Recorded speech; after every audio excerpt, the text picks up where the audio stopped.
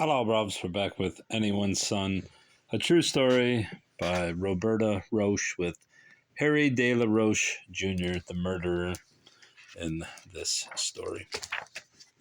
21. According to the record, I was finally read my rights just prior to my second sworn statement. But I was floating with the butterflies then and don't recall hearing them. I've been told Del Preet read them, but he left out the fifth constitutional right: you may stop answering questions at any time. I did stop twice in this formal statement, but I was encouraged to go on. Del Preet asked the first questions. Question: we are here today because you want to give us a statement concerning the death of your family, consisting of your father, Harry de la Roche Sr., your mother, Mary Jane de la Roche, your younger brothers, Ronnie and Eric. Is that correct? A. Answer: correct. Question: Harry, we took a statement from you prior to this earlier today. Answer: yes. Question: in which you gave us some information concerning the death of your parents. That information you gave us this afternoon is false. Is that correct? Answer: yes.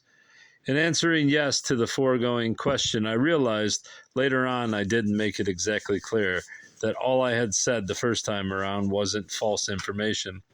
Actually, all the facts were true until I got home from the Maximus, except for stopping at the overpass to finish the beer I had in my car and throw the cans away. In my illogical thinking, I made up that information to account for 1 hour's time. The next part of the statement led up to more details about getting home that morning. Question: so go ahead. That morning. Answer: I went up to my room about 3 o'clock, then sitting in my room, I had the pistol on the bed. I took my boots off downstairs, came upstairs with my socks, took my socks and my pants off. I was sitting in my room for a while thinking of what I was going to do, thinking I can't go back, and I really couldn't tell my parents because they wouldn't listen. I kept walking back and forth from the entrance to my room to the entrance of my parents' room. I walked in there and said, no, I can't. Then I walked back in my room and sat down for a little while. Finally, I walked into my parents' room and got real close to my father. I must have stood in his room about a half hour just holding the pistol up. Then finally I said, I can't go back. Closed my eyes and pulled the trigger. That set it off. I shot my mother right then and there. I went into my brother's room. When I turned on the light, Ronnie was laying on the side of his bed. His eyes were open like he was in shock. Like he didn't know what was happening, I guess. He didn't. I shot him and I went over to Eric. Eric started to get up. I shot him twice. He was still getting up and then he started to go back down on his bed. Then I went back to my room and just sat there for a few minutes. Then I heard some really heavy breathing and I thought, oh my God. I went back into my brother's room and there was Eric. He was getting up and trying to get out. He was saying something. I couldn't hear him. I put my hand over his eyes and said, Eric, go to sleep, go to sleep. It's just a dream. Trying to calm him down. Then he got up and he started screaming, and I hit him with the pistol butt in the head. Then he went down to the ground. I hit him again. He was still breathing. The second time I hit him, he wasn't breathing anymore. So then I took my brother, put him upstairs. Question: which brother? A. Ronnie. I tried wiping down the stairs to the attic. There were a few drops of blood there. There was blood on Ronnie's bed, so I took my father off his bed and put him on Ronnie's bed. Then I was just sitting there. Like, what am I going to do? The shirt had some blood stains on it from when I hit Eric. Blood spattered up. I had some blood on the long johns from when I was carrying my father and Ronnie. I took them off and threw them in the back of my closet in my room. I went into the bathroom, showered off, and then I put these clothes on. Question: all right, Harry. Answered. Then I went down to the police station. Question: Harry, why did you take Ronnie up to the attic? Answer: to make it seem like I didn't do it. Question: what did you do with Ronnie when you brought him up in the attic? Answer: well, we had these metal closets that we didn't use, and that was the only place I could think of putting him. I was going to put him in the back of the car and bring him out to Seven Lakes with the pistol and hide him out there. I don't know. Question: you put him in this closet, you said? Answer: yes. Question: then you went downstairs and you got your father? A. I carried him into my mother's bed. My brother's bed, pardon. Question, why did you do that? Answer, there was blood on my brother's bed. How could I explain Ronnie did it if there was blood on his bed? Question, you thought if you put your father on your brother's bed, it would seem like it was your father's blood? Answer, yes. Question, is that why you made up the story about your father finding the marijuana? Answer, no, my father did catch my brother and he was going to turn him in. Question, about Ronnie putting the money under the bed. Answer, no, that wasn't true. My father did catch him. He didn't know what to do. Question, what did you have on? Answer, long johns and Citadel shirt. Question, long john bottoms and the Citadel t-shirt. Answer, blue t-shirt with white letters across it. It says Citadel. Question, what did you do with the gun? Answer, first I put it, there was a metal closet upstairs. I put it there, but I said, that's going to be too easily found. So I put it downstairs in one of the drawers.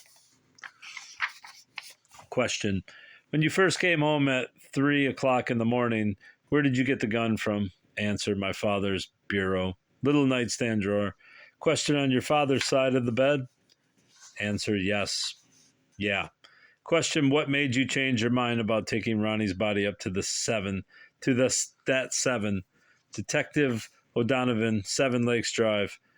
Answer, I don't know. I really don't know. I think I was thinking I couldn't leave Ronnie out there just out in nothing.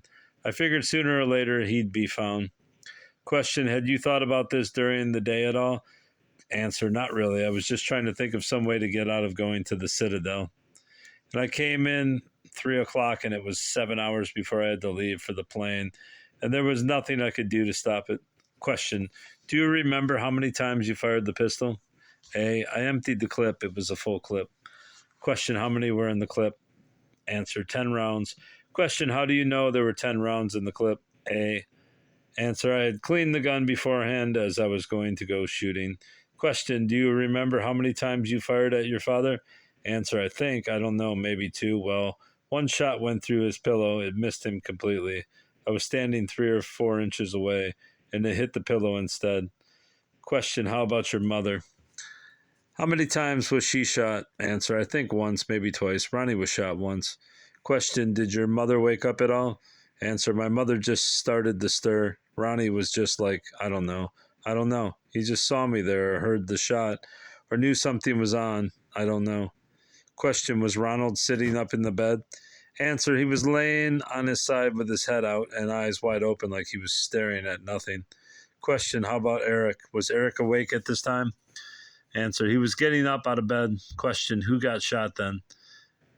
Answer, I came and shot Ronnie. As soon as I turned on the light, I shot him from across the room in the doorway. I had to go up to Eric. Eric, I couldn't believe Eric. Question, tell me about Eric again. Answer, I shot him twice and I figured it's all over. He's not feeling any pain at all. Then he started getting up and I figured when I was in my room, I heard he was getting up and I figured, oh God, what was he going through? What am I going through? So I came back in. He was getting up and I hit him with the pistol butt. Question, when you shot Ronnie, where did you shoot Ronald? Answer, when I first came into his room. Question, what part of the body did you aim for? Answer, I shot him in the head. Question, how about Eric? What part of him did you aim for? Answer, I hit him in the head. He just kept on getting up. By investigator Del Preet. Question, after Eric had been shot twice, you hit him in the head with the butt of the pistol? Answer, after I got to my room, I heard heavy breathing. He was trying to get up. He was saying something. I couldn't quite hear what he was saying. I put my hands over his eyes. Question, he was facing you, Harry? Answer, he was facing me. Question, did you get injured at all? Answer, no. Question, did he scratch you or anything? Answer, no, he didn't scratch me or grab me.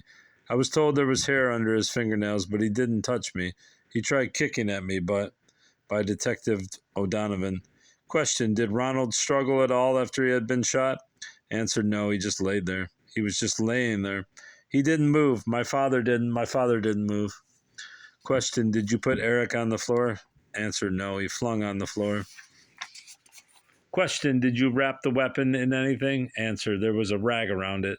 I had put that around when Ronnie had the bullet hole in him to keep him from bleeding all over the place. Question, you wrapped a rag around Ronnie? Answer, put it on the side of his head. The rag slipped off. Ronnie slumped down. Question, is there anything else you would like to add to this, Harry? Answer, no. Investigator Del Preet. Okay. And that's going to be it for 21.